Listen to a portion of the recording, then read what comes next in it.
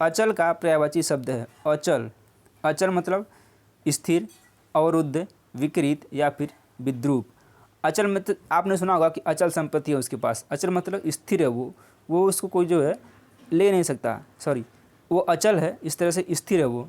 इस तरह बोला था ना कि ज़मीन है तो उसको बोलते हैं अचल संपत्ति है, इसीलिए वहीं से लिया गया। अचल का जो पर्यायवाची है वो है स्थिर। ऑप्शन नंबर ए सही है।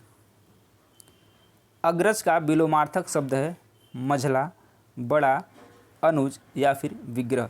मझला मतलब होता है बीच वाला, जैसे मान लीजिए बड़ा है, ये उससे छोटा है, ये सबसे छोटा है, ये हो गया बड़ा, ये हो गया छोटा, और जो बीच वाला होता है उसे बोलते हैं मझला।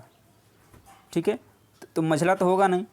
ठीक है, ये बड़ा हो गया, ये उससे छोटा हो गया, ये सबसे छोटा हो गया, तो मझला तो होगा नहीं, मझला नहीं होगा। बड़ा, बड़ा तो होगा नहीं, ये भी नहीं होगा। अनुज, अनुज मतलब होता है छोटा, और छोटे का विलोम क्या होगा, बड़ा, यानी कि अग्रज होगा। तो ऑप्शन नंबर सी बिल्कुल करेक्ट है। 100 की गिनती को कहते हैं शतक, सती, शताब्दी या फिर प्रतिशत। प्रतिशत तो बोलते हैं 100 में जो भाग होता है, जैसे मान लीजिए 1% बोल दिए तो होगा 1/100, तो प्रतिशत तो होगा नहीं। शताब्दी मतलब होता है कि 100 साल, 100 साल वो शताब्दी बोलते हैं। सती मतलब जो किसी के जैसे वियोग में सती जाती है, पहले था सती प्रथा, उसको दें, लेकिन क्या होगा, इसका शतक होगा। 100 की गिनती को क्या कहते हैं, शतक कहते हैं। ऑप्शन नंबर ए सही है। उपसर्ग रहित शब्द कौन सा है, सुखी, आरूढ़, उपकरण या फिर निर्विरोध। सुखी क्या है, क्या उसमें उपसर्ग लगा है, तो इसमें कोई उपसर्ग नहीं लगा है। आरूढ़ में आ उपसर्ग लगा है, उपकरण में उपसर्ग लगा है, और निर्विरोध में नी उपसर्ग लगा है, लेकिन सुखी में कोई उपसर्ग नहीं लगा है। इसलिए हमारा आंसर जो होगा वो होगा सुखी। ऑप्शन नंबर ए बिल्कुल करेक्ट है। बालों के समूह को क्या कहते हैं, बाल यानी कि जो बाल होता है ना, इसे मान लीजिए भाई साहब हैं, ठीक है, और ये इनके बाल हैं, मान लीजिए इनके कुछ बहुत बड़े बड़े बाल हैं, मान लीजिए ऐसे बाल हैं इनके, ठीक है, तो बालों को समूह क्या बोलते हैं, ढेर, ढेर तो बोलेंगे नहीं, लट, गुच्छा या फिर अवली। तो बालों के समूह को बोलते हैं लट। गुच्छा क्या होगा, जैसे मान लीजिए कोई अंगूर है, ठीक है, तो अंगूर का जो गुच्छा होता है, अंगूर ऐसे मान लीजिए है, अंगूर है, इसको बोलेंगे गुच्छा, तो ये गुच्छा तो होगा नहीं, ढेर भी नहीं होगा, तो क्या होगा, लट होगा। ऑप्शन नंबर बी बिल्कुल सही है। निम्नलिखित अनेक शब्दों के बदले एक शब्द लिखना है। व्याकरण का ज्ञान रखने वाला, ये आपको बताना है कि व्याकरण का ज्ञान रखने वालों के लिए एक शब्द क्या होगा, पंडित, विद्वान, व्याख्याता या फिर व्याकरण। तो व्याकरण का ज्ञान रखने वाले के लिए जो शब्द होगा वो होगा व्याकरण। Option number D will be your right answer.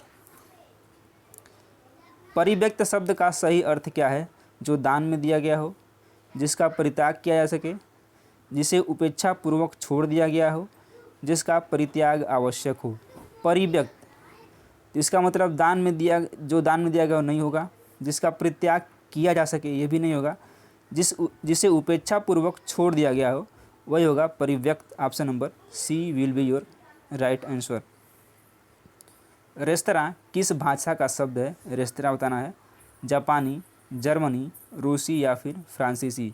तो रेस्तरां जो है फ्रांसीसी भाषा का शब्द है। ऑप्शन नंबर डी सही है। निम्नलिखित में से कौन सा शब्द तद्भव है, तद्भव बताना है, रैन, यौ, शून्य या फिर सूत्र। रैन नहीं होगा, यौ,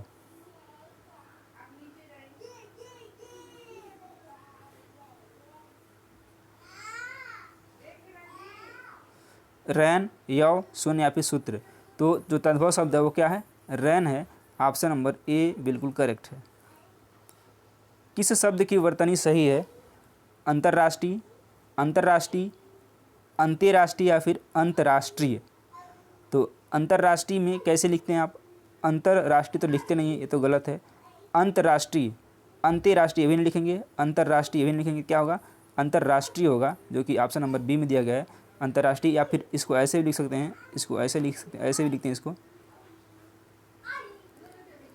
अंतर्राष्ट्रीय, ये भी सही है और ये भी सही है, ठीक है, ऑप्शन नंबर बी सही है।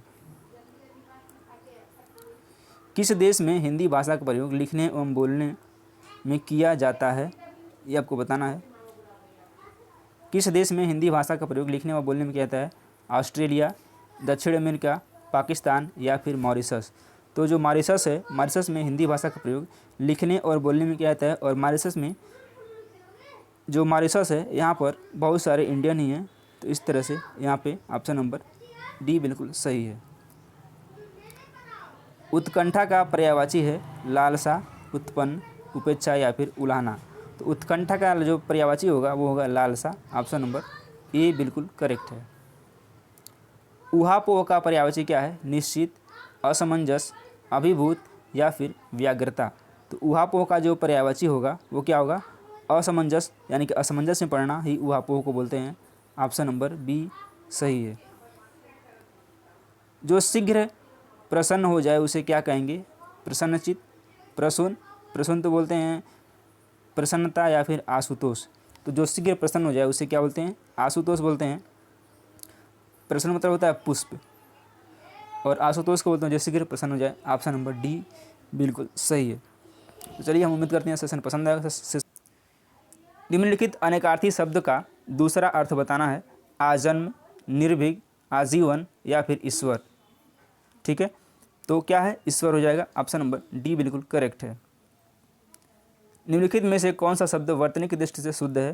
प्रतिनिधि, प्रतिनिधि, प्रतिनिधि या फिर प्रतिनिधि। तो प्रतिनिधि बिल्कुल करेक्ट है। ऑप्शन नंबर ए बिल्कुल सही है। विद्यालय में जलपान को उत्तम प्रबंध है, इसमें बताना है कि कौन सी त्रुटि है। तो विद्यालय में ये बिल्कुल सही है, जलपान का उत्तम प्रबंध होगा, ना कि को होगा। इस वजह से ऑप्शन नंबर बी ही करेक्ट हो जाएगा। मुझे रेलगाड़ी में यात्रा करना अच्छी लगती है, इसमें बताना त्रुटि कहाँ पे है? मुझे में है, या इस यहाँ पे है, या फिर यहाँ पे है, या फिर यहाँ पे है। तो मुझे रेलगाड़ी में यात्रा करना अच्छा लगता है, ना कि अच्छी लगती है। इस वजह से अच्छी लगती है बिल्कुल करेक्ट है। यहाँ होगा अच्छा लगता है, अच्छा लगता है, ये होगा करेक्ट। ठीक है, अगला क्वेश्चन देखते हैं। निम्नलिखित में कौन सा शब्द तत्सम है? आज, आँख, अग्र या फिर आग। तो जो अग्र है ये तत्सम है, बाकी सारे क्या हैं? तद्भव है। ऑप्शन नंबर सी करेक्ट है। निम्नलिखित के लिए एक शब्द चुनिए। पर्वत की तलहटी, द्रोण, बेसिन या फिर घाटी। इसे बताना है पर्वत की तलहटी के लिए एक शब्द क्या हो जाएगा? क्या द्रोण होगा, बेसिन होगा, घाटी होगा? नहीं, ये होगा उपत्यका। ऑप्शन नंबर डी बिल्कुल करेक्ट है। कंजूसी से धन व्यय करने वाला के लिए एक शब्द क्या है? कृपण, मसृण, मितव्ययी या फिर अल्पव्ययी। तो कंजूसी से धन व्यय करने वाले के लिए एक शब्द है कृपण। ऑप्शन नंबर ए करेक्ट है। निम्नलिखित प्रश्न के वाक्यों में आए रिक्त स्थान की पूर्ति कीजिए। उसका हृदय इतना कोमल है कि मित्र तो क्या वह अपने डैश को भी चोट नहीं पहुंचा सकता। इसमें बताना है शत्रु, सहयोगी, विपक्षी या फिर प्रतिरोधी। तो होगा शत्रु, यानी कि उसका हृदय इतना कोमल है कि वह मित्र तो क्या अपने शत्रु को भी चोट नहीं पहुंचा सकता। ऑप्शन नंबर ए सही है। देश रक्षा के लिए प्रत्येक नागरिक को रहना चाहिए, क्या रहना चाहिए? उद्धृत, प्रबुद्ध, संबंध या फिर उद्यत। तो देश रक्षा के लिए प्रत्येक नागरिक को उद्यत रहना चाहिए, और यही शब्द यहाँ पर आएगा जो कि ऑप्शन नंबर डी में दिया गया है।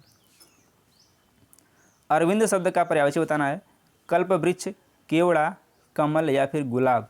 तो जो अरविंद शब्द का पर्यायवाची है वो हो जाएगा कमल, जो कि ऑप्शन नंबर सी में दिया गया है, और सी बिल्कुल सही आंसर है। निर्धन में कौन सी संधि है? अयादि संधि, यण संधि, व्यंजन संधि या फिर विसर्ग संधि। तो निर्धन में विसर्ग संधि है। ऑप्शन नंबर डी बिल्कुल सही है। देशांतर में कौन सा समास है? कर्मधारय, बहुव्रीहि, द्विगु या फिर द्वंद्व। तो देशांतर में बहुव्रीहि समास है। ऑप्शन नंबर बी बिल्कुल सही है। अंबर पनघट में डूबो रही ताराघट, उषा नागरी। निम्न पंक्ति में कौन सा अलंकार है? अनुप्रास, श्लेष, रूपक या फिर उपमा।